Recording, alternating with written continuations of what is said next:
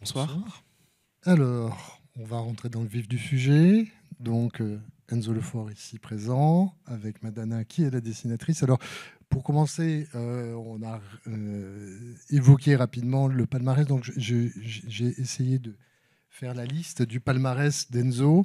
Donc, je suis allé sur Wikipédia, j'ai pris la liste, j'ai mis ça en forme. Donc, comme vous voyez, c'est riche et assez, je ne vais pas dire chargé, mais c'est un très très beau palmarès, dont médaille d'or au fleuret par équipe aux Jeux Olympiques de Tokyo. Qu'est-ce qu'on peut dire là-dessus? La première question que je voulais poser, puisqu'on est réunis pour parler donc, de ce manga, c'était de savoir justement d'où vient l'idée de faire un manga, quelle est la jeunesse du projet. La jeunesse du projet, elle est toute simple, dans le sens où, au sortir des Jeux Olympiques de Tokyo, en août 2021, donc, je suis rentré en Guadeloupe, dans ma maison familiale, avec ma famille, pour passer des vacances. Et Philippe Bonhomme, qui est responsable de la maison d'édition Black Elephant, me contacte, je crois, sur Instagram, il me semble. Et me propose un projet de BD. Donc on s'appelle, on échange, on part sur le fait de faire une BD ensemble parce que Philippe me dit que il aime bien les valeurs que je véhicule à travers tout ce que je fais dans le sport et au-delà du sport. Et il me dit qu'il aimerait bien qu'on essaie de transmettre ces valeurs à travers une BD. Donc moi, je lui donne mon accord, à la seule condition que ce ne soit pas une œuvre auto-centrée sur moi, une quelque sorte ode à ma personne, mais que ce soit vraiment quelque chose qui s'intéresse aux valeurs que le sport transmet, parce que je pense que le sport a énormément de valeurs éducatives qui sont utiles à des enfants. Et donc quelques mois plus tard, je prends le train, je vais en Bretagne le rencontrer. Et quand je monte dans la voiture, Philippe me dit ouais, j'ai eu une idée, est-ce que ça te dit de faire un manga? Et j'ai tout de suite acquiescé parce que je ne vais pas dire que je suis fan de manga, mais j'aime beaucoup ce médium. Et oui, j'en ai eu quelques-uns. J'ai tous les Dragon Ball Z, les Naruto, les Death Note. J'en ai eu quelques autres, mais donc voilà, j'aime beaucoup ça. Et à partir de ce moment-là, on a commencé à parler un peu de la production, de comment j'allais m'organiser pour l'écrire, parce que je ne suis pas du tout auteur. Donc c'est quelque chose que j'ai appris sur le tas. Philippe m'a parlé de comment rédiger un scénario. Donc, je me souviens très bien, j'ai directement commencé à écrire dans le train retour, parce que j'étais totalement excité à cette idée. Et j'ai d'abord écrit sous forme narratif, sous forme de récit conté. Et ensuite, j'ai mis en forme les dialogues, les didascalies. Je me suis vraiment servi de mes souvenirs de collège, lycée par rapport à la forme théâtrale. Et pour écrire ça, je me suis astreint à certaine discipline. Donc tous les matins, tous les matins, je sais pas, entre 6h30 et 7h30, j'écrivais 1 heure. Et avant le réveil de ma fille, qui à l'époque avait 1 an et quelques. Et voilà. Et ensuite, par la suite, j'ai rencontré donc Madana, la dessinatrice. Philippe m'a aussi introduit à Tony Laurenceau, qui est le co-scénariste, donc lui vraiment qui m'a aidé à mettre en forme, parce que comme j'ai dit, je suis pas auteur, donc il m'a aidé à combler et à enrichir l'arc narratif pour faire en sorte qu'il soit le plus cohérent possible. Et il a servi également de passerelle entre Madana et moi, c'est-à-dire qu'il a fait tout ce travail de documentation pour faciliter le travail de Madana, qui au début n'est pas du tout familière du monde de l'escrime, mais qui a très vite appris. Mandana, justement, de votre côté, comment ça s'est passé? Ça s'est bien passé. Ça s'est bien passé. Moi, j'aime bien les challenges. J'ai trouvé immédiatement que le fleuret, notamment l'escrime, et notamment le fleuret, c'est très graphique. C'est vraiment, quand on fait pause sur une image, il y a vraiment un côté presque danse, en fait, danse violente, mais danse quand même. Donc, Alors, là, vous en parlez, genre, bon, c'est une évidence, mais on en discutait un peu avant. ouais, Quand on vous parle, dit on va faire un manga sur ouais, moi j'ai dit, l'escrime, vous connaissez rien à l'escrime. non, mais on m'a dit, est-ce que Mais tu... donc, oui, c'est un challenge, cool, on y va. Ouais, cap, ouais. Tout simplement. Vraiment, ça a été ça. Hein. Il n'y a pas eu de réflexion. La réponse a été quasi immédiate. Ouais.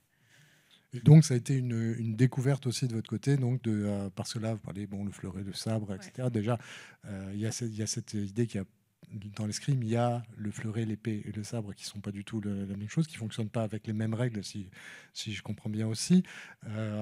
Donc est-ce que c'est... Comment vous avez plongé dedans? Ça a été se renseigner Alors évidemment, il y a eu, après le cap, il y a eu tout le moment où j'ai dû faire un gros travail de recherche et de compréhension du sport, parce que je veux bien commencer un manga, mais on ne peut pas commencer sans aucune base. Donc oui, là, il y a eu toute cette recherche, en fait, tous ces conseils, toute cette recherche. Puis on parle de manga, vous êtes dessinatrice, illustratrice, votre style n'est pas... C'est pas un style manga à la base. Vous avez une palette assez versatile. Alors en manga, moi je faisais surtout des guides pour apprendre à dessiner le manga et des illustrations. Pas du manga pur et dur. Mais je suis une grosse lectrice par contre. Voilà. Alors, mon rôle, ça va être d'introduire quelques éléments historiques, notamment sur le manga et le sport. Donc, juste pour... en préparant, j'ai ressorti ces doubles pages c'est un magazine que j'ai chez moi qui retrace l'histoire du manga de sport. Alors, comme je suis sympa, je vous l'ai traduit pour que vous ayez l'idée. Donc, ce qu'on voit, c'est que très tôt, dès les années 60, on a des mangas de sport qui apparaissent, avec le baseball qui est probablement le premier, parce qu'il faut savoir, ça peut être surprenant, mais en fait, le baseball est introduit dans les années 1870 au Japon par des jésuites, et aujourd'hui, probablement le sport national. Si vous êtes au Japon, à Tokyo, vous allumez la télé, et sur une chaîne, il y a forcément les Giants, qui est l'équipe de Tokyo, qui est en train de jouer un match contre un autre. C'est tous les soirs, quasiment tous les jours, pendant 6 à 8 mois de l'année, le baseball. Et puis, durant l'été, c'est le Koshien, qui est le tournoi universitaire qui est à nouveau sur la télé. Donc ça fait vraiment partie de la culture. Et puis ensuite, on voit comment il y a les sports de combat, puis le volleyball, le football et d'autres qui vont prendre plus ou moins d'importance. Alors, il y a quelques œuvres que j'ai placées. Mais ce qui est intéressant là-dessus, c'est de voir que, en fait, on a une sorte d'aller-retour entre le manga et la réalité. C'est-à-dire que l'un des premiers mangas qui va être influencé par la réalité, c'est Attack Number One, qui est un manga de volleyball, qui paraît juste après, c'est en 66 je crois, c'est juste après les Jeux Olympiques de Tokyo de 64, où l'équipe féminine japonaise de volleyball va gagner la médaille d'or.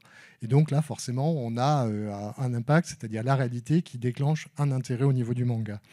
Et puis on a des choses dans lesquelles c'est plutôt le manga qui va toucher la réalité. Je pense à la judokate Ryoko Tani, qui est double médaillée olympique, septuple championne du monde, qui est considérée probablement comme l'une des plus grandes judokates de toute l'histoire. Elle fait 1m46, elle est en moins de 48 kilos, et qui va être surnommée Yawara-chan, parce que Yawara, c'est un manga qui parle de judo, de Naoki Urasawa.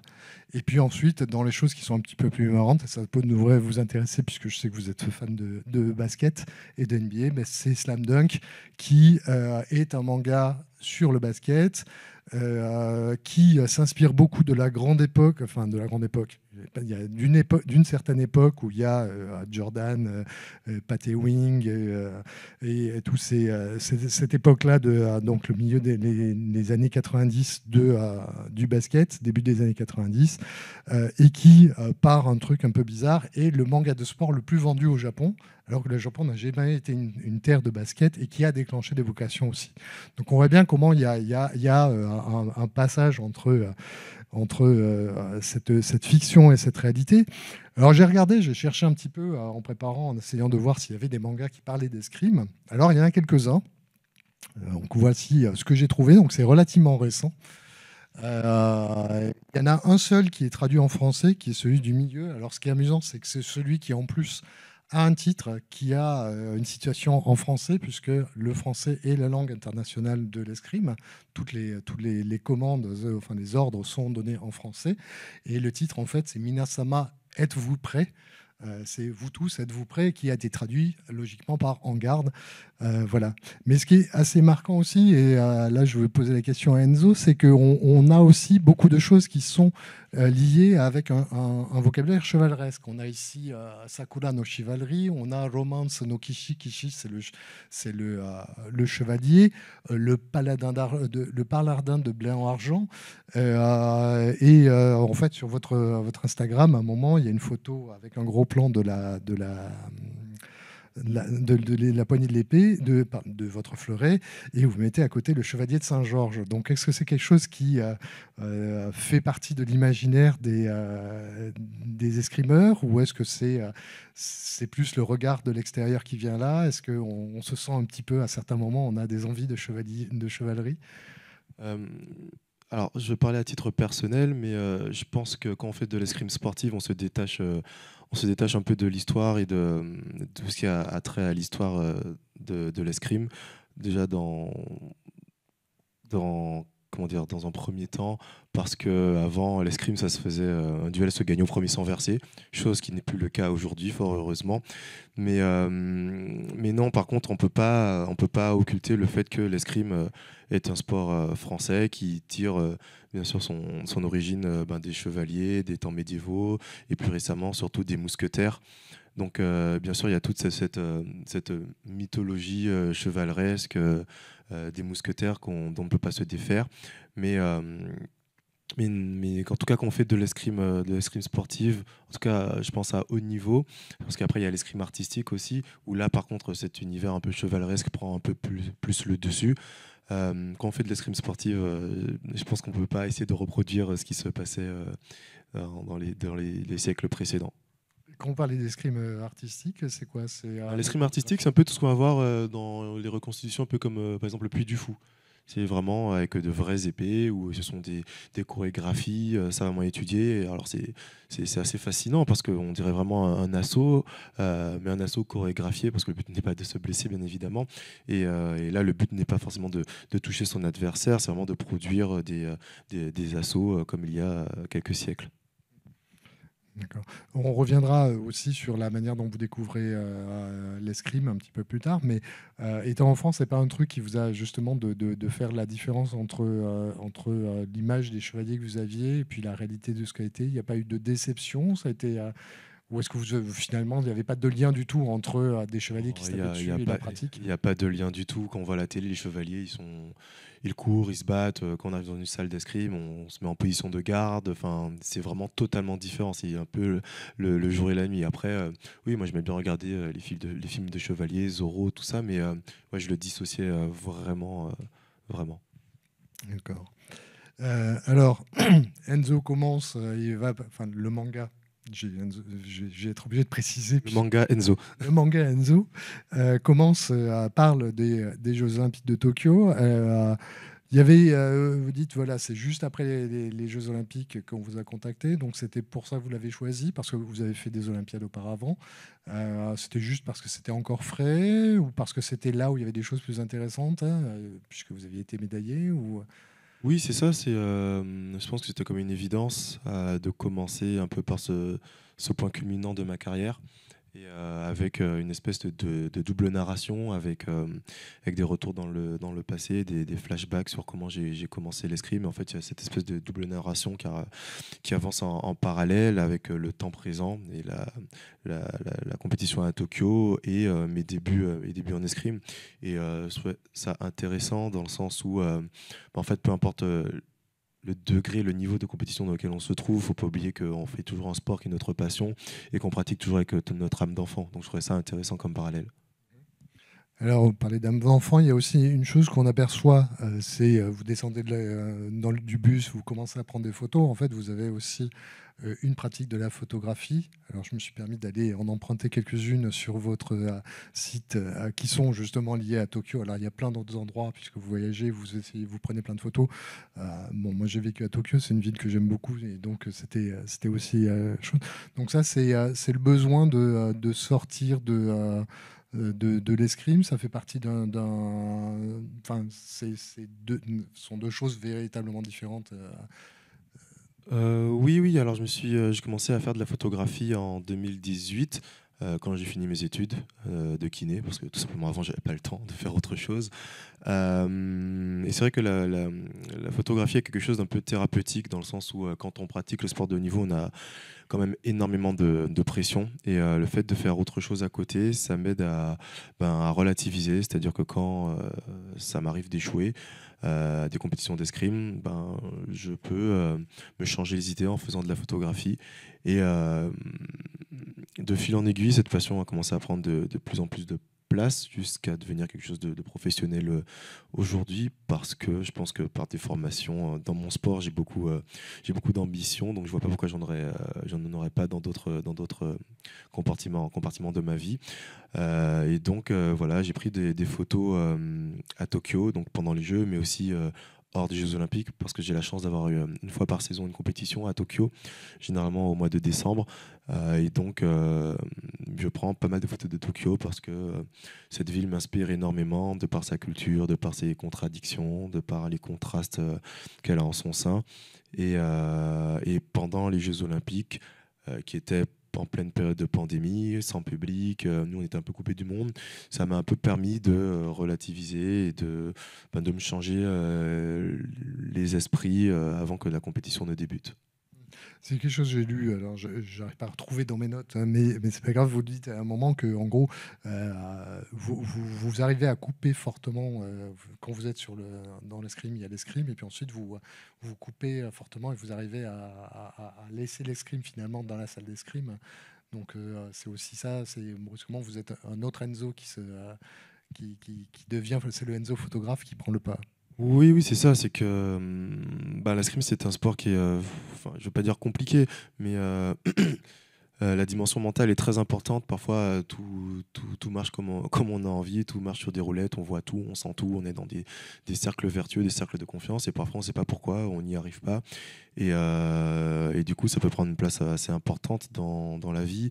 On entend de plus en plus parler de la dépression du sportif de haut niveau.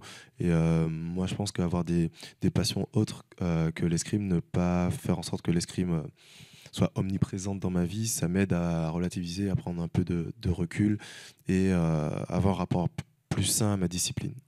Oui, d'ailleurs, j'ai trouvé, il y avait un long texte que vous faisiez, vous parliez, vous dites que vous êtes épicurien, et il y a notamment ce passage, alors je vais me permettre de lire, c'est en avril 2016, je rencontre ma copine, c'est le top, on sort beaucoup, on fait plein de trucs, et dans le même temps, je me défonce à l'entraînement. C'est là que je comprends que le plus important, c'est d'être bien dans ses baskets, bien dans sa vie, que la balance soit équilibrée, que je sois moi-même, mais je suis qui au fait, et ensuite, il y a tout vous développez tout un tas de facettes de ce que vous êtes.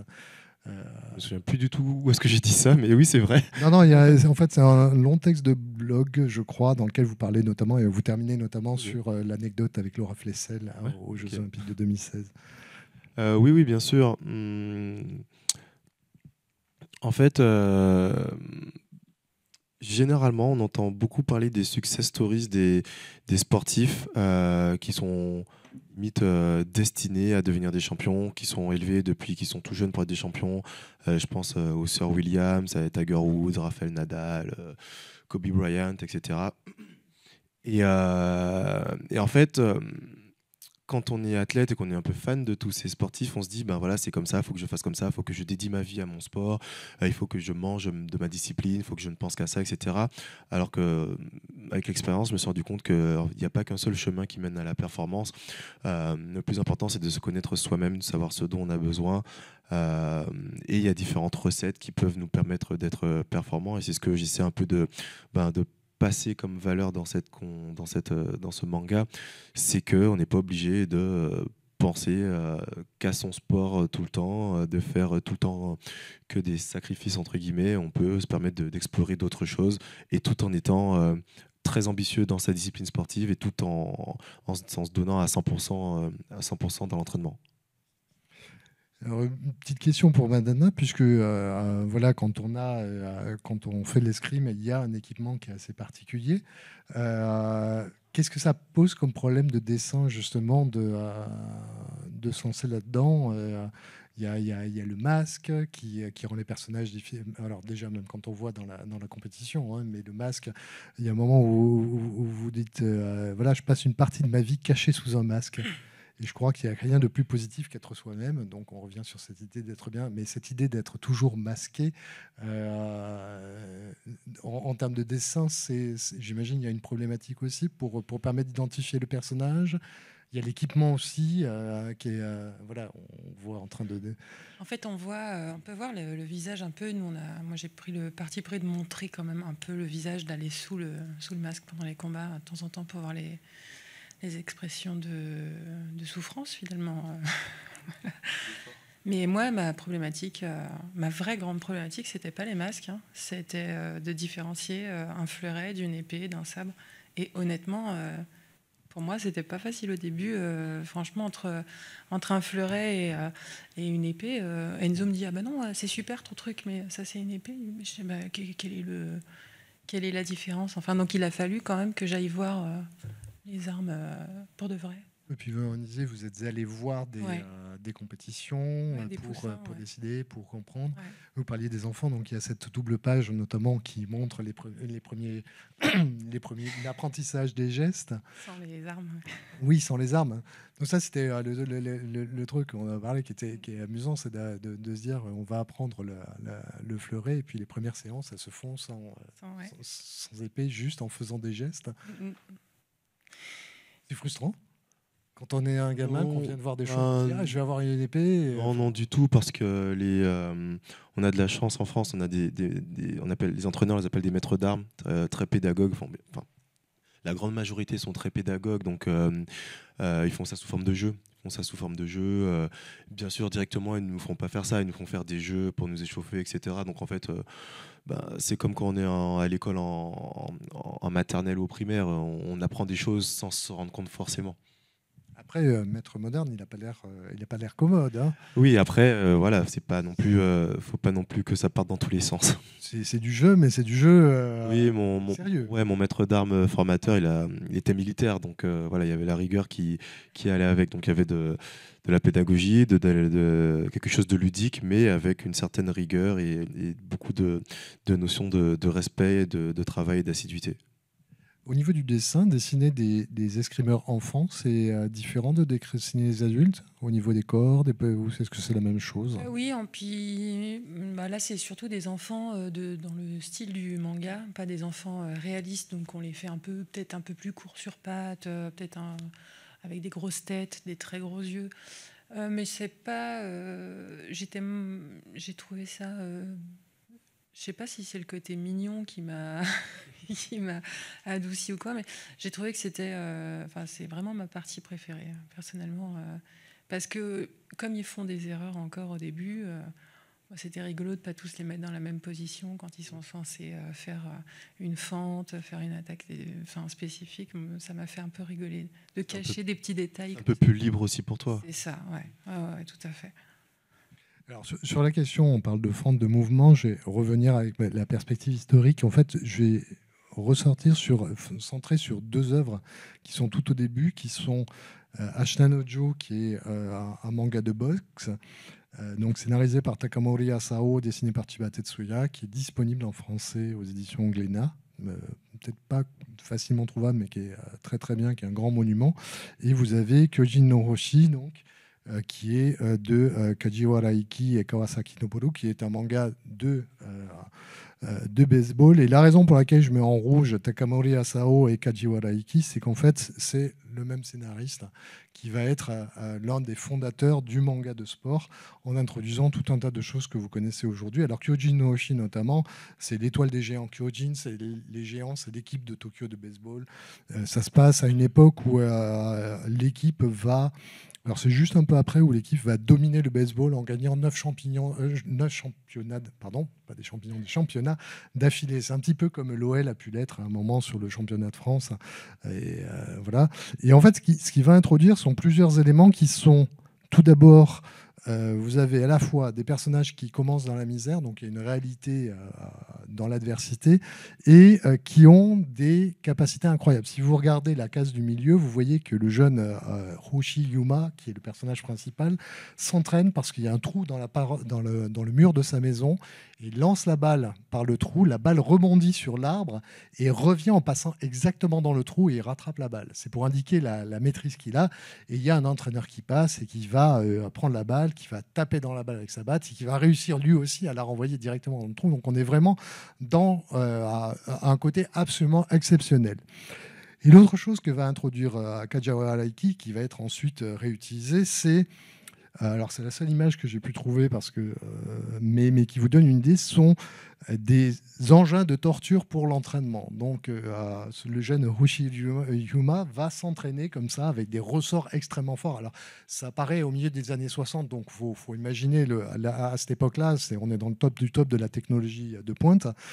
Mais en gros, il a ces sortes d'énormes ressorts qui fait que lorsqu'il enlève les ressorts, brusquement, sa force est décuplée.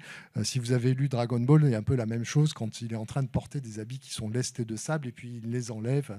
Voilà, on est toujours sur ces idées d'entraînement un peu incroyable. Ça me fait penser brusquement aussi à Princess Bride, où ils sont en train de se battre à l'épée et puis il y en a un qui fait « Haha, je me bats contre toi avec la main droite, mais en fait je suis gaucher ». Et l'autre qui fait « Haha, je me bats contre toi avec la main droite, mais en fait je suis gaucher ». Et puis continue le duel comme ça. Donc il y a toujours cette histoire de recherche de la performance de plus en plus loin.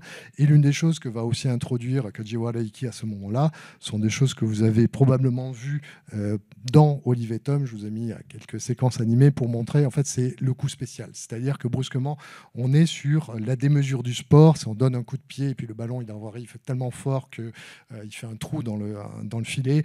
Je vous ai pas mis, mais j'ai trouvé la même chose avec, à un moment, il y a deux jumeaux, il y a une équipe où il y a des jumeaux, et les jumeaux ont un coup spécial où ils donnent un coup dans le ballon à deux extrêmement synchronisés, ce qui fait que le ballon se transforme en une traînée de lumière, et bien sûr, voilà. Et ça, dans Enzo, alors les aspects les plus proches que j'ai pu trouver sont ces oppositions-là, c'est avec John Patrick, si je ne me trompe pas, dans lesquels on a quelque chose qui approche peut-être le plus d'un personnage un petit peu hors norme qu'il peut y avoir dans le manga, mais on est quand même sur quelque chose qui va être... on est sur une biographie, sur du réel, et donc c'est des choses qui ne sont pas forcément autorisées. Oui.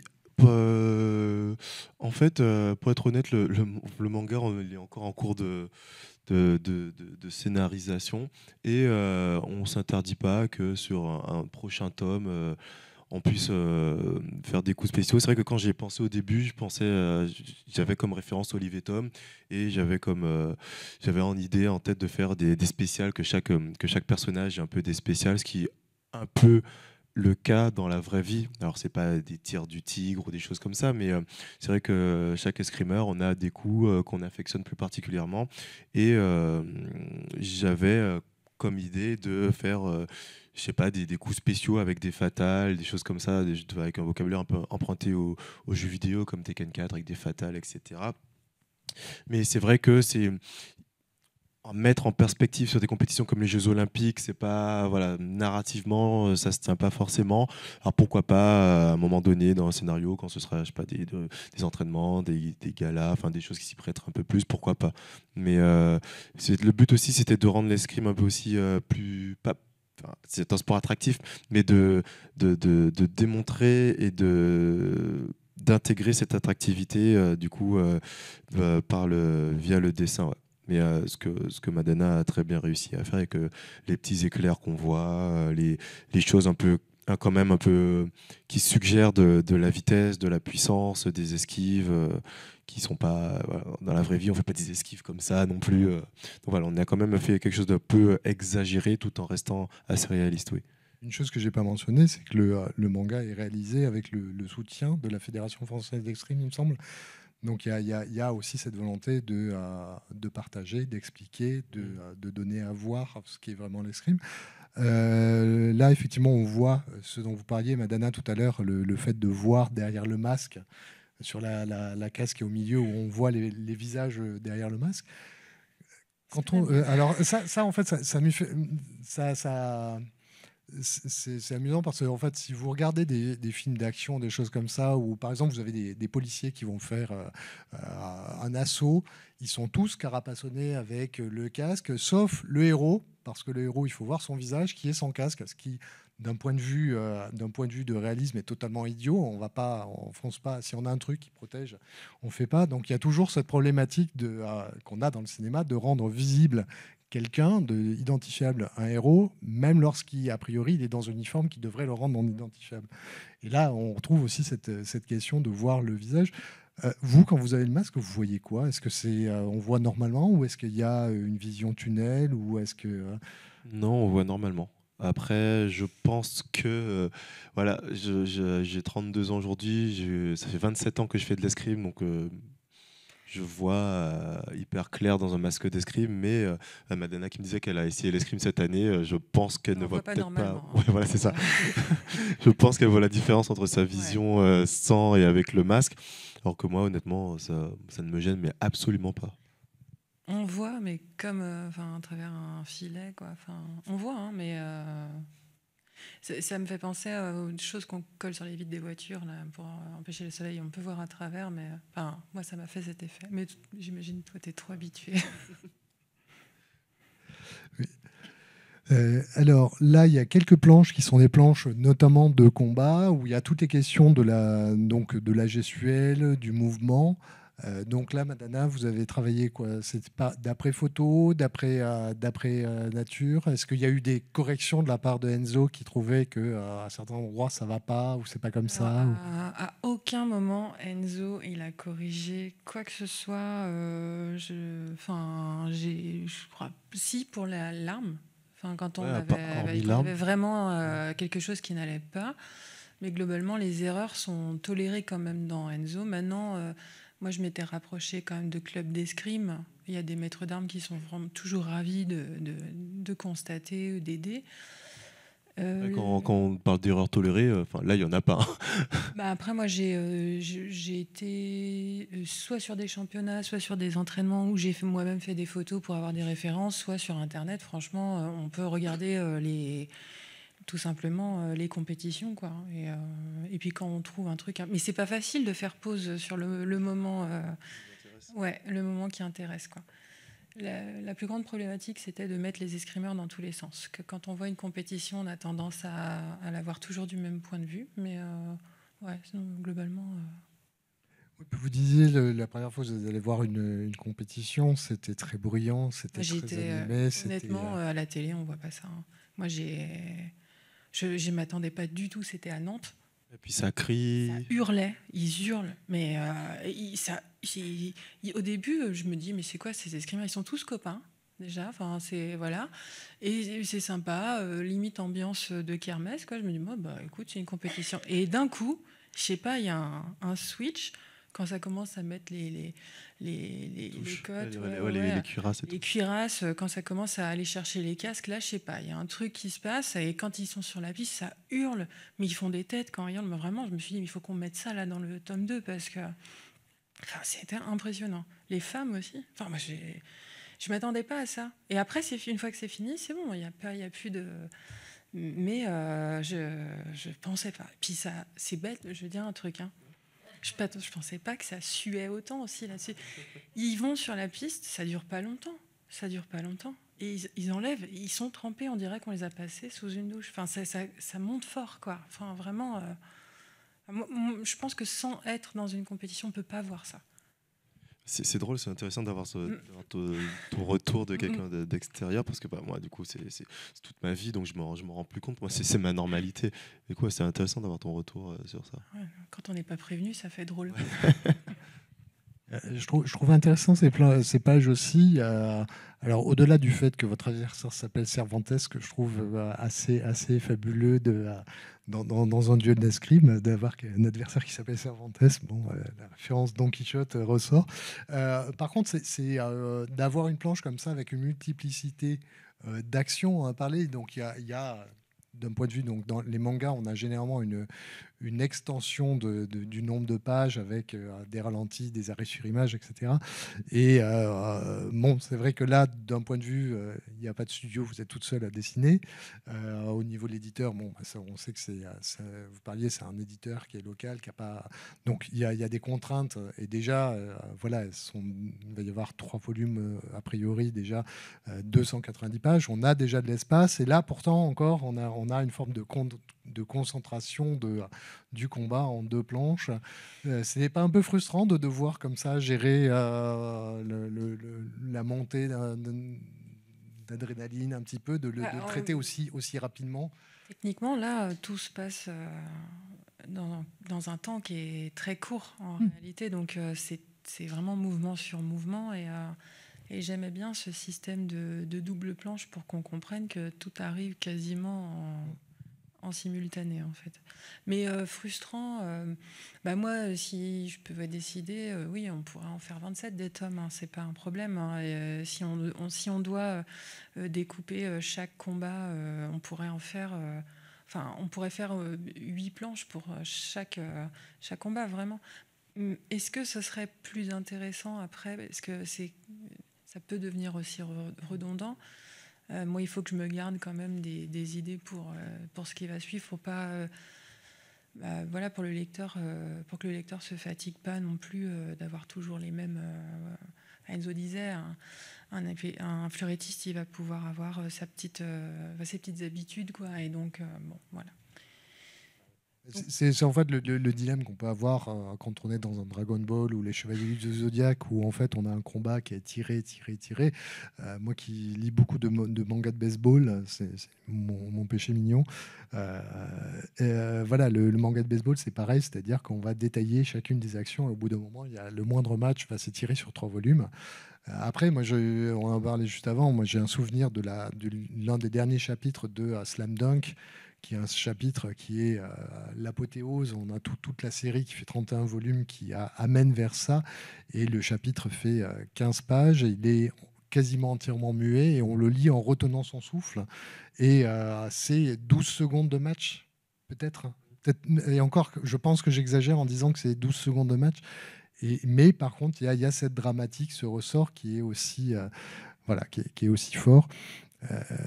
Moi, j'avoue, en lisant Enzo, j'étais un peu Enzo le manga. J'étais un petit peu, il y avait un petit goût de pas assez, ce qui est une bonne chose. Hein, voilà. Et c'est vrai que le fait que les choses passent vite, il y avait un aspect dramatique pour arriver justement à ce moment de libération et les moments qu'on a juste avant, hein, avec le aller qu'on voit ici, même s'il correspond plus avec de la frustration, mais cette montée d'attente. En plus, il y a ce décompte des points, des touches qui se fait, qui est... voilà, oui, après, comme le disait Madana on a commencé par les compétitions, toutes les compétitions auxquelles j'ai remporté des médailles, mais il y a même celles où j'ai pas remporté de médailles. Et j'ai une liste tellement longue de faits, de choses qui pourraient rentrer dans un manga, de scénarios de matchs rocambolesques, d'anecdotes. Même dans nos voyages, il se passe des trucs où, je sais pas, on a un vol annulé, on doit courir. Parfois, ça ressemble vraiment à un film, nos déplacements en compétition et nos compétitions. Donc, après, on verra comment ça se passe après le tome 3. Après, c'est vrai qu'il y a... On va pas se mentir, il y a une réalité économique dans le monde du manga. Mais en tout cas, avec la maison d'édition, on s'est dit qu'on ne se met pas forcément de limite et que si on peut en faire une série qui va au-delà de 10 et qui survive entre guillemets à ma carrière, que ce soit peut-être les protagonistes changent, que ce soit une nouvelle génération d'escrimeurs, pourquoi pas ça, on va voir ça dans Captain Tsubasa, Olive et Tom, ça change de protagoniste, Dragon Ball Z aussi, pourquoi pas. On n'est pas encore là. Il y a encore d'autres passages de ma carrière à aborder, mais oui, on s'est pas forcément mis de limites. Alors une chose qui a c'est non, sont les Jeux Olympiques, c'est un truc qui est assez exceptionnel. Est-ce que c'est quelque chose dont, n'étant pas sportif de haut niveau, est-ce que c'est possible de faire comprendre à quelqu'un qui n'a pas pratiqué le sport ce que ça peut représenter comme couronnement, comme truc, couronnement comme élément d'importance dans une carrière, parce que c'est arrivé au top du top. Alors il y a ce discours du coach qui explique, voilà, vous êtes assez super important, et voilà, en citant la citation, enfin la devise des Jeux Olympiques, plus haut, plus loin, plus fort, plus vite, plus fort. Et je me posais la question, parce que vous avez un podcast qui s'appelle Le Rebond, sur lequel vous discutez notamment avec des anciens champions. Est-ce que c'est... Je me posais la question, est-ce que c'est juste parce que eux sont aussi à même de... vous partagez ça, vous savez ce que ça représente, ou Alors, ce podcast que j'ai, c'est un podcast qui parle du rapport à l'échec des sportifs de niveau, et surtout cette relation de je t'aime moi non plus qu'on a avec l'échec, parce que en fait, tous les jours à l'entraînement, on essaie de dépasser nos limites, et quand on essaie de dépasser ses limites, on s'y frotte. Donc on déteste l'échec, mais on en a besoin pour progresser. Et, et c'est vrai que nous, les sportifs, on a ce côté un peu pudique où, quand on subit un échec, on n'aime pas forcément trop s'appesantir dessus. On essaie de passer outre le plus rapidement possible. Et à travers le médium du manga, c'est vrai qu'on peut arriver à faire passer. Ouais, parce qu'en fait, quand on voit une performance sportive, on voit la compétition, la performance sportive à l'instant T, la célébration, mais on ne se rend pas compte de toutes les années de sacrifice, de travail qu'il y a avant, peut-être des choses de l'enfance, il y a tous les entraîneurs par lesquels on est passé, tous les coéquipiers qu'on a passé, tous les moments difficiles par lesquels on est passé, toutes les étapes qui nous ont menés à ce moment. Et c'est vrai qu'à travers ce manga, on arrive à faire passer ça, parce qu'on est à un moment un peu culminant dans ma carrière, mais en trame de fond, on a un peu ce début et tout ce que j'ai pu traverser pour arriver à ce moment-là. Ouais. Et est-ce qu'on arrive à faire pause sur ce moment-là, parce que on a vu, quand on voit votre palmarès, on se rend compte qu'il n'y a pas que les Jeux Olympiques, il y a plein d'autres compétitions dans lesquelles vous allez. Donc quand vous terminez, vous revenez de Tokyo, vous rentrez, et puis déjà il y a le prochain rendez-vous, il y a le prochain truc. Donc est-ce qu'il y a un moyen, est-ce qu'il y a un moment où on peut vraiment savourer en se disant ça y est, c'est bon? Est-ce qu'on n'est pas déjà en train de se projeter? Voilà, je me pose la question de Djokovic, qui fait en gros un tournoi toutes les semaines ou toutes les 2 semaines. À quel moment il dit, bon ben voilà, là j'ai accompli quelque chose, c'est bon, je peux souffler sans être en train déjà de se projeter dans le suivant? C'est ça le problème dans le sport de haut niveau, et je pense pas forcément dans le sport de niveau, dans d'autres domaines, on n'a pas forcément le monopole de ça, mais on ne peut pas se reposer sur ses lauriers. Si on se satisfait de sa réussite, pendant qu'on se satisfait, d'autres travaillent en fait, d'autres travaillent, progressent et prennent notre place. Donc c'est ça aussi qui est parfois difficile, c'est qu'on est tout le temps en train de se projeter, même quand on gagne une compétition. Il y en a une dans un mois après, 2 mois après, 3 mois après, donc il faut toujours se remettre en question. Donc parfois ça peut être un peu frustrant, mais moi avec l'expérience, en tout cas, j'ai appris à plus profiter du voyage, quand je dis voyage, la métaphore, c'est-à-dire le chemin qui mène à la compétition. Parce que c'est ça aussi qui est riche dans une carrière d'un sportif, c'est pas juste la médaille elle vient un peu cristalliser les efforts et le voyage accompli, mais le voyage accompli, il est pas validé que par les médailles, en fait, il est validé par des rencontres, par des moments, des choses qui resteront gravées à jamais au sein de moi. Et encore une fois, pour revenir au manga, c'est ce que je peux montrer dans cette œuvre. J'avais choisi cette planche-là, et là c'est une question pour peut-être pour Madana, c'est notamment sur la troisième case où on voit, je crois que c'est vous qui pliez le fleuret comme ça. C'est quelque chose qu'on voit aussi dans la séquence avec Laura Flessel. Je trouve que ça fait partie de ces gestes-là iconiques. Comment est-ce qu'on y arrive? Est-ce qu'on les repère en se disant, tiens, c'est marrant, ils font tous ça, c'est inhabituel, à quoi ça correspond? Ou est-ce que c'est juste... à quel moment on remarque ça? À quel moment on décide de les intégrer ou Après, il y a eu les échanges avec Enzo aussi. Nous, Tony, moi, on peut remarquer des choses dans nos recherches. Et il y a quand même, c'est là que d'être en contact direct avec le sportif, sans ça, l'escrime, c'est vraiment, vraiment pas facile. C'est tellement plein de petites nuances, de petites choses à savoir. Moi, il n'y a pas longtemps, j'étais sur une compète, on m'a expliqué la règle des points. je suis incapable de vous expliquer. C'est vraiment pas simple en fait. Donc là, pour ce genre de petites choses, nous on peut remarquer des choses. Ah, tiens, c'est marrant, ils font ça. Pourquoi ils tordent leur épée? Et ben là, d'avoir le sportif, ça va être nécessaire quoi, pour pouvoir avoir ce genre de petites gestuelles qui sont pas finalement nécessaires au combat qui va suivre. Mais Alors pourquoi on tord le fleuret comme ça? Déjà, parfois ce sont des tics, mais bien souvent c'est juste que la lame elle est faite d'acier, donc elle est rigide, mais elle est aussi déformable. Donc parfois sur des touches on met de tels impacts qu'elle se déforme, donc il faut lui redonner sa forme originale. Et ça se casse parfois? Oui, ça se casse. Ils ont une durée de vie, surtout nous on s'entraîne énormément, donc ils ont une durée de vie assez limitée. Moi honnêtement je change de lame tous les 3 mois. Donc ça fait pas mal de lames en une saison. S'il y a des escrimeurs dans l'audience, ils savent quel budget ça peut représenter.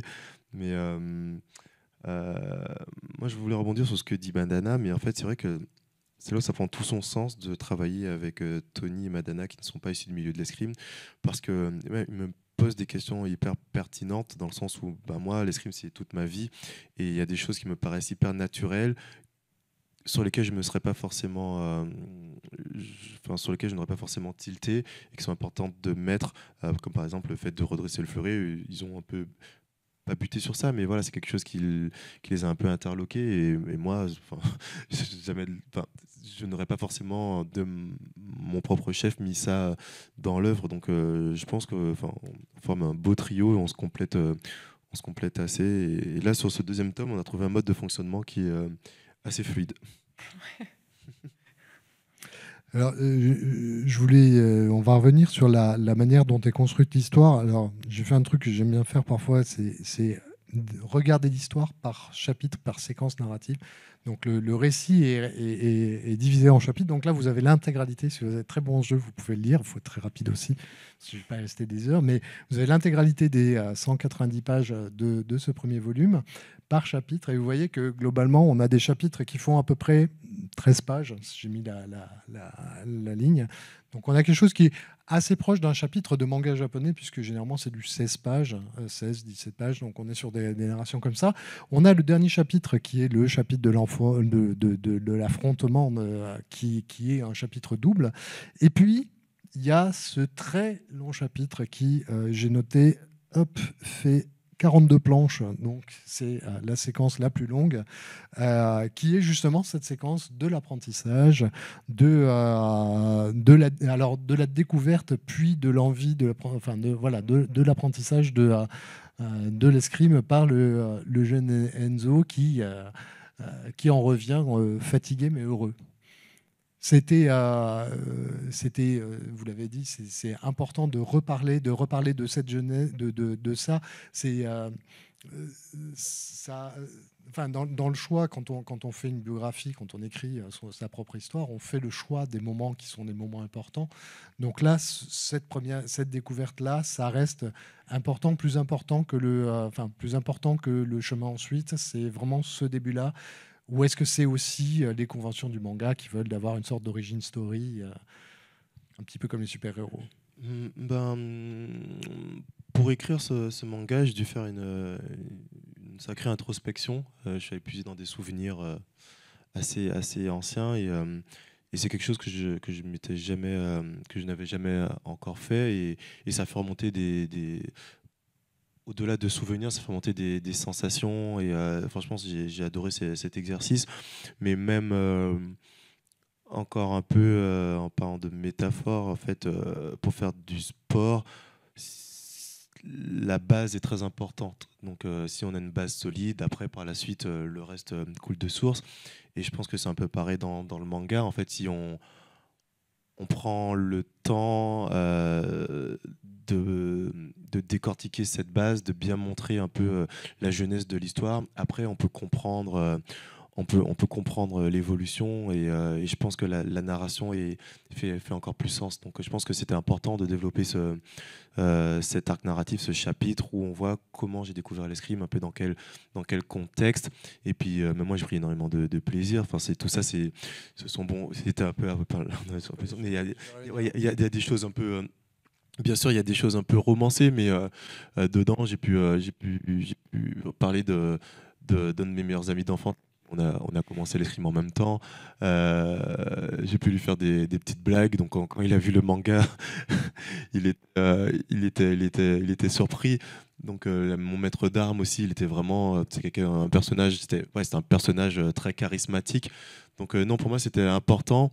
Et puis, au-delà du fait de s'attaquer aux bases et à la genèse, pour moi, c'était aussi une façon un peu de rendre hommage à toutes les personnes que j'ai croisées au cours de ma carrière et qui font de moi l'escrimeur que je suis, à mon maître d'armes, les personnes à qui j'ai commencé l'escrime, les personnes qui étaient plus âgées dans mon cours, qu'au début représentaient un peu des héros pour moi. Et il y a aussi mes parents qui, on se rend pas compte, mais enfin, on se rend compte en grandissant, mais quand on est petit, nos parents qui nous amènent à des activités extrasportives le soir, le week-end, qui nous amènent compétition, enfin, ils sont déjà claqués de leur semaine de travail. Et en fait, on prend ça pour acquis quand on est gamin. Mais moi-même en grandissant, en ayant une fille maintenant que j'amène à la danse tous les samedis matins, c'est comme ça qu'on se rend compte en fait de la chance. Enfin, comme ça que je me suis rendu compte de la chance que j'ai eue d'avoir des parents qui m'ont donné les moyens de mes ambitions, qui m'ont toujours permis de pratiquer mon sport. Et c'est une façon aussi de rendre hommage à toutes les personnes qui ont fait que j'ai pu glaner toutes ces médailles et que je sois assis devant vous aujourd'hui.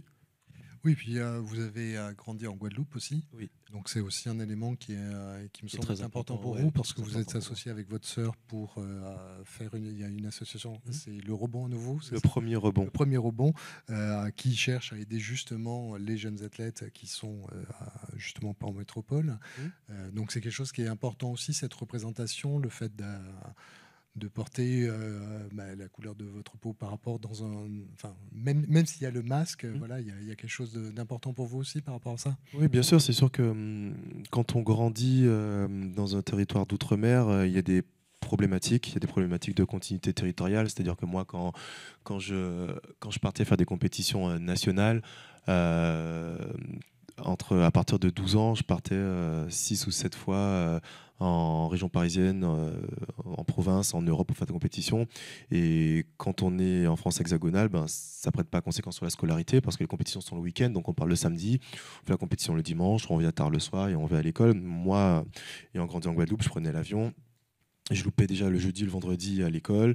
Je loupais le lundi. Et le mardi, il fallait que je rentre à l'école et que tous mes devoirs soient faits, avec le décalage horaire, le coût financier que ça représentait pour mes parents. Donc, ce sont des problématiques qui m'ont fait prendre la décision d'arrêter l'escrime quand j'ai eu 16 ans, parce que j'étais dans le top 10 français, mais je voyais très bien que je n'allais pas avoir le potentiel d'être en équipe de France pour ensuite faire les championnats du monde, championnats d'Europe. Donc, pendant 3 semaines, j'ai pris la décision d'arrêter. Et par la force des choses, par un heureux hasard, l'entraîneur national, à ce moment-là, sans rien savoir de ma décision, il contacte mes parents pour leur dire qu'il aimerait bien que je vienne en région parisienne à l'internat pour faire sport-études. Et en fait, voilà, tout aurait pu basculer à ce moment-là. Et moi, j'ai la chance d'avoir des parents qui ne roulaient pas sur l'or, mais qui sont professeurs des écoles, donc qui ont pu me permettre de partir. Mais j'ai fréquenté d'autres enfants qui n'avaient pas des parents qui pouvaient leur permettre de payer des billets d'avion, qui ne pouvaient pas se permettre de leur payer des billets d'avion pour faire des compétitions et qui avaient énormément de potentiel et qui n'ont pas pu voir jusqu'où pouvaient aller. Donc j'ai décidé de créer cette association avec ma petite sœur pour justement aider cette nouvelle génération de sportifs ultramarins et leur permettre de voir jusqu'où leur potentiel pourrait leur mener. Et même s'ils n'y arrivent pas, que le fait qu'ils aient essayer ne mettent pas leur foyer en précarité financière. Donc pour moi, c'est quelque chose qui est très important.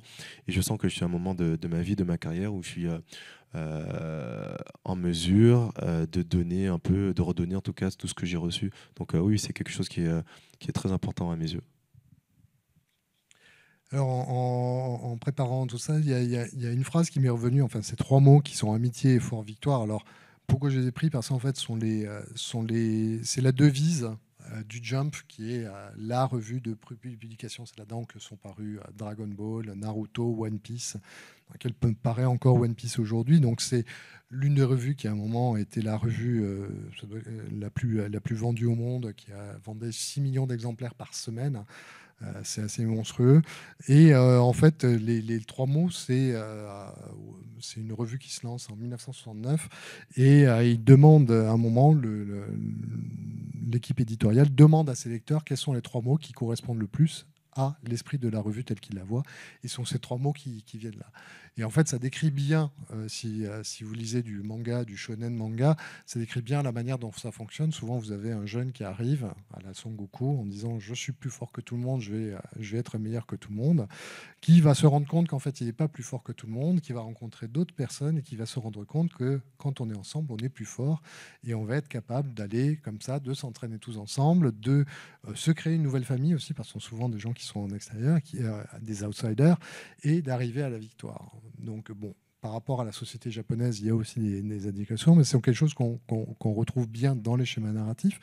Et il y a une séquence, moi, qui m'y fait penser dans le premier volume, qui est la séquence des 3 cartons rouges, dans lesquels on sent qu'il y a une forme d'adversité qui se met en place et qui mène à la scène finale, hein, mais dans lesquels on sent qu'il y a quelque chose qui vient, puis qui rajoute. Alors, c'est comme ça que ça s'est passé, mais je trouve que enfin, j'espère que c'est comme ça. Moi, je crois c'est ça. Et je trouve qu'il y a vraiment une dramaturgie là qui est très très forte. C'est comme si la vie mettait le manga. Il y a cette séquence qui est forte et qui est en plus là. J'ai mis les 3 pages côte à côte parce qu'on voit aussi comment Madana a mis ça en page avec les deux images de l'arbitre qui se répondent. Alors, ce ne sont pas 3 pages séquentielles. Hein, il y a des choses entre. Et puis le carton qui est en milieu. C'est aussi pour ça que vous avez choisi les Jeux Olympiques de Tokyo, parce que je trouve en termes de dramaturgie, il y a quelque chose qui marche bien, surtout quand on sait comment se passe la suite. Et vous savez comment se passe la suite? Alors, j'ai regardé, je sais le résultat. Ah oui. On a vu au début, on a vu que les médailles que vous avez vues. Non, mais bien sûr. Une idée de ce qui se passe après. Oui, après, enfin, tout le monde sait ce qui s'est passé par la suite, mais dans le tome 2, et c'est ça qui est intéressant, c'est que au-delà du résultat, il y a vraiment des choses qui se sont passées au sein de notre équipe que personne ne sait. Il y a eu des choses qui relèvent un peu de la mythologie du sport qui se sont passées. Et, honnêtement, on peut refaire cette compétition 10 fois, on n'est pas champion olympique. Il y a vraiment un enchaînement de choses qui se sont passées, des choses très fortes qui se sont passées entre mes coéquipiers et moi qui font que cette aventure restera jamais gravée dans notre mémoire, parce que c'est une espèce de mémoire collective. Voilà, je ne peux pas en dire plus, je vous laisserai le découvrir dans le tome 2, mais si vous me dites que là, en termes de dramaturgie, ça vous a intrigué, ben, attendez de voir le tome 2. Et on parlait avec Madana juste avant, du fait, Madana disait qu'il y avait certains lecteurs qui avaient été des jeunes lecteurs qui étaient très déçus ou très surpris de la fin du premier tome. Ah oui, faut pas finir, faut finir sur un cliffhanger. Voilà, et là, oui, enfin bon, ça se termine. Enfin bon, voilà, je vous laisse les lire. Dans les choses aussi, toujours dans la dramaturgie, j'aimais pas beaucoup cette page avec notamment la case du milieu qui est en termes de qui a un joli mouvement. Enfin, on reste aussi. Il y a quand même un côté, même si au premier abord il y a des choses qui se passent très très vite, il y a aussi des choses qui sont extrêmement graphiques aussi et qui sont extrêmement belles dans l'escrime, ne serait-ce enfin. Même si j'imagine que c'est un enfer à dessiner les combinaisons et les masques, il y a aussi quelque chose de très élégant qui en ressort. Ouais. Ou c'est juste des problèmes techniques et des... Non, d'ailleurs, je triche un petit peu sur les combis, j'avoue. Ils sont peut-être un peu moins ajustés dans la réalité. Elles sont peut-être Non, en fait, c'est plutôt moi qui la porte un peu plus large que les autres escrimeurs, mais juste plus du coup sur Enzo, mais c'est vraiment pour avoir aussi tout le mouvement, le côté. Puis bon, on va pas se. Enfin, Enzo, il est grand, il est fin, il est long. Enfin, il y a quelque chose de très reconnaissable, même avec le masque, même avec machin. Mais les cheveux aussi. Les cheveux, bah oui, les cheveux, ça, c'est évident. Mais globalement. Moi, quand je décide de tricher régulièrement, des fois, je vais gonfler un peu la combi quand je veux que ce soit une partie où on va dire que le combat il est lourd. Enfin, des fois, j'ai envie que ça ait l'air difficile parce que parfois, on peut arriver à la fin du combat, on commence à être fatigué, donc on va tricher un petit peu sur le visuel. C'est vraiment histoire de faire passer un sentiment d'action plus que d'être ultra fidèle à la réalité. Donc là, on est encore... on est bien, là, on est dans la fraîcheur, là, à peu près. Je remarque qu'il n'y a pas le... Alors, je ne sais pas comment ça s'appelle, mais c'est le câble qui Le fil électrique, ouais. Ouais. Parce qu'aux Jeux Olympiques, on était en sans fil. Ouais, ça existe sur les grosses compétitions. Bon. Ceci explique cela. Je ne sais plus pourquoi j'avais mis ça, mais je trouvais la photo belle, voilà. Et c'était aussi par rapport, oui, vous parliez du rapport à l'échec et donc cette fin de volume avec en plus votre personne, vous qui tournez le dos, avec tourner vers un avenir plus radieux, etc. Enfin, il y a aussi, voilà, je trouve dans le parcours, il y a quelque chose qui est intéressant. Le fait de terminer là-dessus et d'articuler, ça semblait normal, naturel de faire une partie sur l'individuel, une partie sur probablement sur l'équipe ensuite. Oui. Oui, bien sûr, parce qu'il y a cette spécificité dans mon sport, c'est qu'on a d'abord l'épreuve individuelle, et ensuite, peu importe le résultat, réussite ou défaite, il faut se remobiliser pour fondre son individualité au sein d'un groupe et d'un collectif. Et ça, c'est une particularité assez importante dans mon sport. Et encore une fois, grâce au manga, on peut donner des pistes de compréhension pour comprendre l'intensité, ce qui se passe et pourquoi on crie comme des fous lorsqu'on met des points. Mais pour la compétition par équipe, il y a un degré de complexité supplémentaire sur la manière dont ça fonctionne. Oui, dans le sens où chaque adversaire, chaque membre de l'équipe rencontre un membre de l'équipe va rencontrer chacun des membres de l'équipe adverse et il ne suffit pas juste de remporter son point, en fait c'est un relais, donc on peut avoir des touches d'avance, des touches de retard, ce qui ajoute un côté un peu dramatique aux rencontres par équipe et qui rend aussi l'intensité un peu plus forte parce qu'il y a beaucoup d'échanges. Généralement, le format est un peu plus rapide aussi, enfin, pas plus rapide, mais plus intensif dans l'équipe, vu que ce sont des matchs plus courts. Donc, généralement, les téléspectateurs, je ne sais pas s'ils préfèrent le format par équipe, mais ils l'apprécient parce qu'il y a vraiment quelque chose de très dramatique. Ouais. Oui, il y a la dramaturgie du fait de ah là là, c'est le relais, quelqu'un Ouais, peut avoir des remontées, peut avoir quelqu'un qui s'effondre, et puis après il y a cette célébration entre les équipiers. Enfin, ouais, il y a vraiment quelque chose de. Et puis il y a quelqu'un qui peut être sur un nuage et tenir plus longtemps. Ouais, voilà, c'est ça. Éliminé au bout d'un certain nombre de touches. Ouais, c'est le premier à 45 par équipe.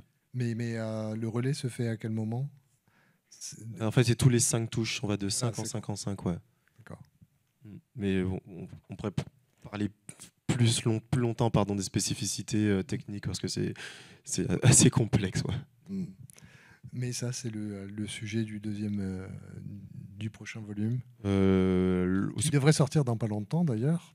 Oui. Je ne vais pas me risquer à donner une date ici, mais... Si, ça sort dans pas longtemps. Ouais. Ok. Ouais, on est sur début mai. Ouais. Début mai, voilà. Donc ouais, dans 2 mois. C'est ça, oui. 1 mois et demi même, ok.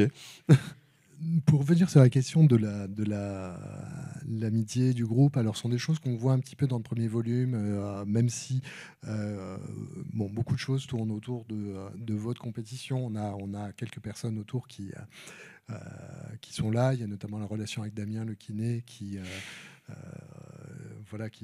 là. Je note aussi, c'était encore une autre des citations dans le même long post de blog que j'ai déjà cité, où vous dites c'est toute la schizophrénie de ce sport où tu évolues à la fois avec tes potes et seul contre vents et marées. C'est aussi comme ça que vous vivez, ou est-ce que vous reniez complètement ce qui est écrit là? Non, c'est vrai. En fait, l'escrime, on est un sport individuel où on a besoin d'un collectif pour progresser.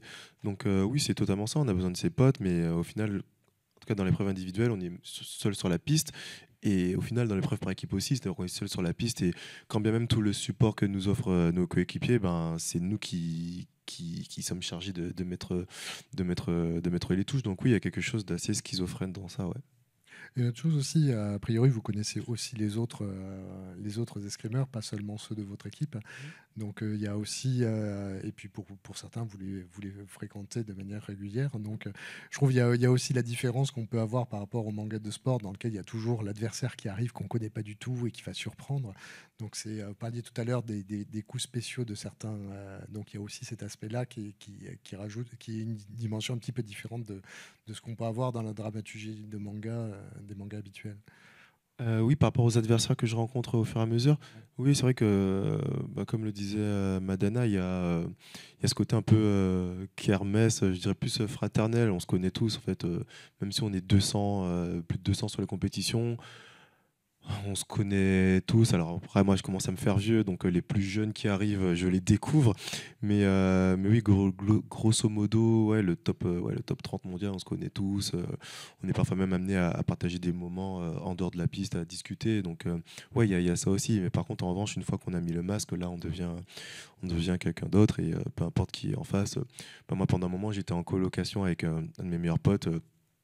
Qui faisait partie de mon groupe d'entraînement, et on a été amené à se rencontrer plusieurs fois sur des compétitions, même sur des coupes du monde. Et voilà, une fois que le masque est baissé, il n'y a plus de colocataire qui tient, quoi. C'est un adversaire, et on essaie de gagner son match. On devient vraiment un autre derrière le masque. Je sais pas si on devient un autre, mais il y a une partie de nous qui s'exprime. Ouais. D'accord. Alors, moi, je suis quasiment à la fin de mes questions. Il y a juste une chose. Donc, la dernière chose, c'est que donc il y a des Jeux Olympiques qui arrivent, hein. Vous m'avez dit que la sélection tombe le 1er avril. Vous êtes déjà dans le pré-groupe, j'ai cru voir, ou du moins dans le. Il y a un groupe qui a été, mais enfin, il y a eu, comment dire, la sélection finale des gens qui vont faire le voyage, le déplacement en métro. En ce qui vous concerne, ce sera le 1er avril. Oui. Ouais. Alors, on m'a dit en plus récemment que finalement, ce sera le 29 mars dans l'après-midi. Donc, on nous annonce la sélection le matin. Et l'après-midi, la presse, il y aura un communiqué de presse qui partira, qui annoncera la sélection. Oui, après, voilà, il y a des règles, de commission. En fait, il y a un classement par points qui est fait. Et, enfin, aujourd'hui, je suis premier au classement par points, donc oui, je vais participer au jeu. Et voilà, je peux pas le crier haut et fort. Il faut attendre la décision officielle de la commission de sélection. Mais selon les règles de la commission, je suis qualifié pour les Jeux Olympiques. Ouais. D'accord, vous disiez vous étiez vieux aujourd'hui pour un escrimeur, pour un fleurettiste. Ça dure combien de temps une carrière? Jusqu'à quel âge on peut continuer à bretter Mon coéquipier, Arwan Lepechou, qui est dans le manga, qui a pris sa retraite juste après les Jeux, il avait 39 ans au moment de Tokyo. Je ne sais vraiment pas comment il a fait. Passé 30 ans, ça commence déjà à tirer. Je vais avoir 33 ans en septembre. Moi, ça fait 27 ans que je fais de l'escrime. Ça fait 16 ans que je fais du haut niveau. Mon corps, il est fatigué. J'ai de l'arthrose dans chacune de mes articulations. Mais après, j'aime encore ce que je fais. Et c'est ce que j'apprécie avec mon sport, c'est que c'est un sport qui n'est pas basé que sur le physique. Donc, on peut pallier, entre guillemets, ce déclin physique par l'expérience, par la technique, par l'intelligence de jeu, le mental, le fait que je me connaisse aussi en tant qu'escrimeur et individu, donc je sais un peu mieux comment me préparer pour être en forme le jour J. Donc j'adore mon sport, je suis encore ambitieux, donc je pense que lorsque ces différents facteurs n'existeront plus, je pourrai arrêter, mais pour le moment, c'est pas encore le cas. Et Madana, vous disiez vous vous êtes essayé à l'escrime. Est-ce que vous avez découvert un plaisir de l'escrime en travaillant là, ou ça reste toujours, ou est-ce que le fait d'être très prise sur le deuxième volume fait que finalement le plaisir passe un peu au deuxième plan? Là, sur le deuxième volume, là, on est dans la partie du bouclage, dans la partie des corrections, donc forcément, il n'y a plus de loisirs qui tiennent. Mais non, j'ai essayé. Qu'est-ce qu'on peut éprouver quand on essaie l'escrime? On découvre l'humilité. Hein. Parce que, voilà, moi, j'ai un métier qui est quand même assez passif. Donc, je suis restée quand même pas mal de temps assise à faire ce manga. Et rien que de se mettre dans certaines positions, notamment celle de garde, eh bien, ce n'est pas simple, mais voilà. Hein, mais en tout cas, c'est super. Par contre, c'est top.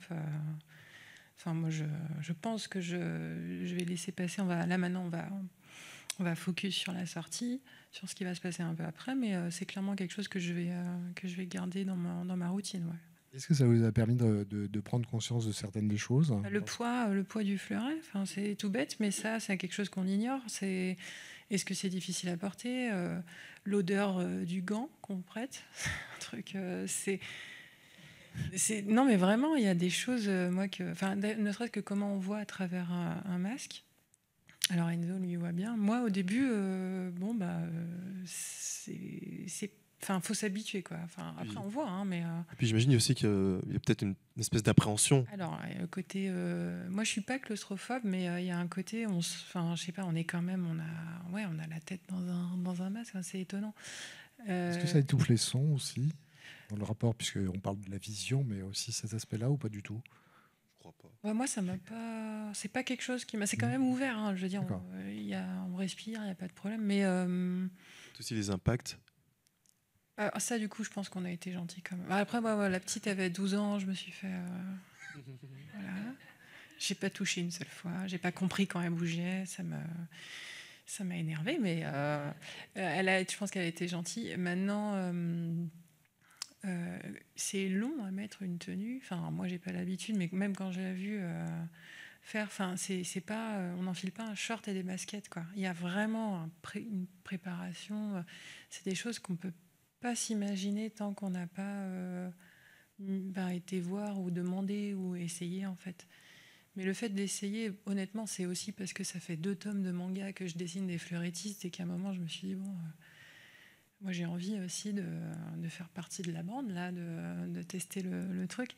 Mais ce qui est bien, c'est que je pense que c'est un sport que tout le monde peut tester sans trop de restrictions au final.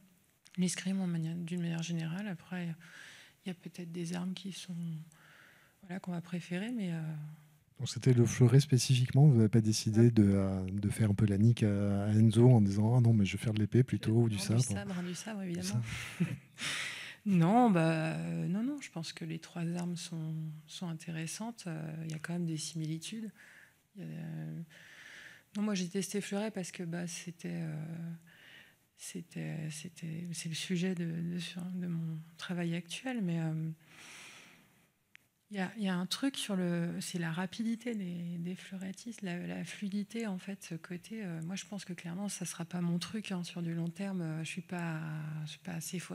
Déjà, je parlais de la vision qu'on a dans le masque, mais à un moment, il faut apprendre où est l'autre, savoir comment il bouge, parce que, enfin, c'est pas naturel pour tout le monde d'avoir ce long truc dans la main et de devoir aller viser avec en fait. Enfin, vraiment, c'est pas si simple que ça, quoi. Alors toi, disons, quand on n'a pas commencé à 5 ans, c'est pas si simple que ça. C'est ça, ouais, c'est ça. Mais en tant qu'adulte, je pense que c'est intéressant de faire le test, de voir voilà, où on se place sur une piste, quoi. Bon, j'espère que si vous lisez Enzo, vous aurez aussi envie de vous tester, de découvrir ou d'essayer l'escrime.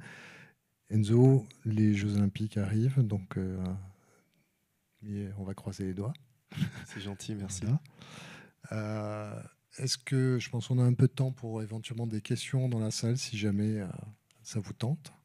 Je voulais savoir comment vous avez travaillé pour les scènes de combat, en fait. Est-ce que, du coup, Enzo, vous les avez décrites de façon détaillée et ensuite Madana les dessinait, ou comment vous avez fait? Parce que, du coup, ça demande beaucoup de détails, j'imagine. Du coup, j'ai regardé beaucoup de vidéos et oui, c'est intéressant parce que c'était la grosse angoisse du manga, en fait. Est-ce qu'on va faire bien? Et je pense Enzo, il a décrit d'une manière, on va dire, assez générale. Après, nous, on a fait notre travail de recherche et après, on avait des questions. Ça se fait plutôt dans ce sens-là parce que, on l'a vu, il ne peut pas penser à ce qu'il connaît par cœur et à ce que nous, sur quelle problématique on va se placer. Donc, il y a eu Tony entre nous deux qui... Et puis c'est intéressant parce que du coup, ça fait quelque chose... Je pense que la façon dont on l'a conçu a contribué au fait qu'on ait réussi à vulgariser un peu les assauts. Ouais. Donc en gros, il y a Enzo qui expliquait à Tony Laurenceau, le co-scénariste, et Tony Laurenceau qui traduisait en langage... Ouais. Voilà. Pour que ce soit plus simple pour toi pour dessiner. En gros, moi, mais j'avais une grosse liberté. Hein. Honnêtement, moi, j'ai pas été trop contrainte. C'est que j'avais des tableaux avec, il y a tant de cases dans une page, telle case. Ce qu'on me disait globalement, c'est telle case, Enzo galère dans son combat. La deuxième case, il se fait toucher. La troisième case, il est pas content. La quatrième case, il touche. Voilà. Et après, sur ça, sur les postures et tout. Ouais, non, et puis même les assos, je me souviens pas vraiment quelle action j'ai fait et tout, donc c'est pour ça que Madana et Tony ont fait ce travail de documentation et de recherche en vidéo je pense qu'il t'a beaucoup inspiré. Ouais. Tony Laurenceau a passé réellement des heures et des heures de visionnage d'escrime parce qu'on n'a pas toujours le temps en tant que dessinateur voilà. Et en fait, et on a choisi les coups où vraiment les arbitres s'excitent, où ils disent que c'est vraiment... Parce que nous, on n'a pas encore le talent pour définir qu'est-ce qui est vraiment reconnaissable. On a vraiment mis les touches qui étaient vraiment très, très intéressantes. Et pour le reste, on s'est permis des petites libertés quand même. Voilà. Déjà, bravo pour dimanche. Merci. Vous êtes sportif, photographe, mannequin, kiné. Et là, scénariste, vous n'aviez pas peur de vous disperser? Puis vous avez aussi une vie de famille. Je pense que de l'extérieur, ça peut donner cette impression. Je sais très bien que je suis attendu au tournant, dans le sens où si je me foire sur une compétition ou si je me foire sur les Jeux, ou bien si cette saison j'avais fait une mauvaise saison, on aurait dit au lieu de faire tout ce qu'il fait, il aurait mieux fait de s'entraîner. Après, aujourd'hui, j'ai 32 ans, comme vous l'avez dit, j'ai une vie de famille. En fait, le plus important, moi, c'est que je sois heureux. C'est-à-dire que moi, je suis heureux en faisant tout ce que je fais. Je sais très bien que le plus important pour moi, c'est... après ma famille, c'est l'escrime. Parce que bien sûr, sans l'escrime, j'aurais pas eu l'opportunité d'écrire un manga, j'aurais pas eu l'opportunité de défiler, j'aurais pas eu l'opportunité de créer ce podcast, d'avoir cette association, créer cette association. Donc, je ne perds pas de vue que le plus important, c'est l'escrime. Et après, je suis très conscient que c'est ça le sport, hein. Quand tu gagnes, on te donne raison. Il est bien sportif, regardez, il fait plein de choses et en plus il va performer. Et quand tu perds, c'est c'est normal. S'il s'était pas dispersé, il aurait peut-être été plus performant. Après, c'est pareil, si je faisais que de l'escrime, mais si je perdais, on aurait trouvé quelque chose à redire. Donc honnêtement, je suis assez détaché du qu'en pense-t-on de ce que je fais. Pour moi, le plus important, c'est que je sois heureux et épanoui, et le reste, je m'en fiche un peu. Moi, j'avais une petite question sur la manière dont vous aviez transformé l'homme Enzo en personnage de manga. Enfin, bon, là, on est dans la jeunesse. J'imagine que le personnage va évoluer. Donc, la première question, c'est comment ça s'est passé? C'est-à-dire que Enzo pose et on fait le manga. Enfin, je veux dire, on le transforme en plus vraiment en personnage de manga. Donc, il n'y a pas forcément ce réalisme-là. Et la deuxième question, c'est Enzo, qu'est-ce que ça fait la première fois quand on se voit dessiner, quand on se voit devenir un personnage? Moi, j'ai quand même un truc important. Oui, c'est vrai que tu étais un peu gêné au début, tu te demandais ce que ça allait et tout. J'étais terrifiée. Moi, on me dit, C'est vrai. j'ai pas rencontré Enzo. J'ai rencontré Enzo pour la première de la sortie du premier tome. C'est vrai. Donc, je l'ai eu au téléphone et tout. Somme toute, il avait l'air très sympa. Mais moi, on me dit, c'est un champion olympique. Moi, j'y suis pas dans ce délire de sportif, tout ça. Donc, je me dis, oh là là. Après, on me dit, il est mannequin. Après, on me dit, il est photographe. Je me dis, mais attends, ce mec va bouffer le monde. C'est quoi ce... Enfin, moi, je viens d'une petite ville de Bretagne. J'habite au bord de l'océan, avec les mouettes. Enfin, on est tranquille chez nous, quoi. On sort en claquette, c'est pas un souci. Là, j'angoissais un peu. Puis, on s'y est au téléphone. Je me suis dit, ouais, ok, ça va, il a l'air cool. Et je commence à envoyer des dessins un peu, le héros, quoi. Et puis, je sentais que, voilà. En fait, je me suis dit, mais le gars est humble, c'est-à-dire que finalement, t'avais pas l'air à l'aise avec le côté. Si je faisais un personnage vraiment trop spectaculaire, j'avais l'impression que ça... Ouais, je pense aussi que c'est lié, c'est ce que je disais tout à l'heure, en fait, quand dans le sport de haut niveau, tu ne peux pas te permettre de te regarder, de sortir de toi, de te regarder et de commencer à se dire ouais, je suis trop beau, je suis trop fort. Si tu fais ça, tu n'avances pas, en fait. C'est hyper important de se remettre en question. Enfin, honnêtement, je suis très content de comment tu m'as dessiné. Ouais, mais après, il a un style qui est reconnaissable. Donc pour le manga, clairement, le manga, de toute manière, ça ne ressemble pas aux gens. Faut régler cette question tout de suite. C'est ça. Clairement, c'est les cheveux. Là, on a fait la forme des yeux vraiment en amande, mais globalement, non, un manga, ça ne ressemblera jamais à une vraie personne, et heureusement. Mais et puis honnêtement, je suis très content de comment tu m'as représenté, mais je me suis moins attaché à la forme qu'au fond. Oui, c'est ça. Ouais. Et quand je dis le fond, je parle aussi des dessins et la représentation, tu vois. Mais pour moi, c'était pas, comme je le dis, je sais pas, limite, c'était pas mon choix d'être en couverture comme ça avec mon nom en gros devant, quoi. C'est juste que, encore une fois, il y a des contraintes économiques et c'est sûr que c'est plus vendeur que quelque chose d'un peu plus subtil.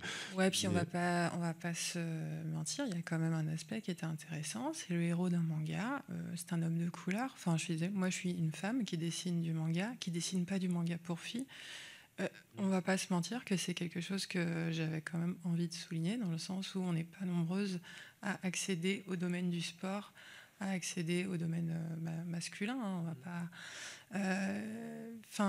Il y a un petit pied de nez quand même là-dessous, et pour les jeunes qui C'est vrai que tu sais, maintenant que tu me l'as dit, mais pour moi c'était même pas un sujet que tu sois une femme et qui dessine un manga. En fait. Maintenant que tu me le dis que oui, c'est vrai que surtout que moi je pense que je connais pas du tout ce milieu, donc on est beaucoup à prendre des pseudos parce que quand c'est fait par une femme, surtout dans le sport ou dans les choses où il y a beaucoup de combats, il y a une crainte que ce soit moins bien ou pas assez. Mais attention, je suis pas en train de militer, mais je trouve que c'était quand même important de faire cette couverture-là. C'est bien de militer aussi. Il y a il y a une association des autrices de bande dessinée contre le sexisme qui s'est mise en place. Et qui est fort, présent. Comment ? Qui est fort présent. Oui, c'est très présent. Il y a une vraie. Beaucoup, même au niveau de l'illustration pour enfants, il y a le gap de rémunération entre les hommes et les femmes, il est monstrueux, de capacité.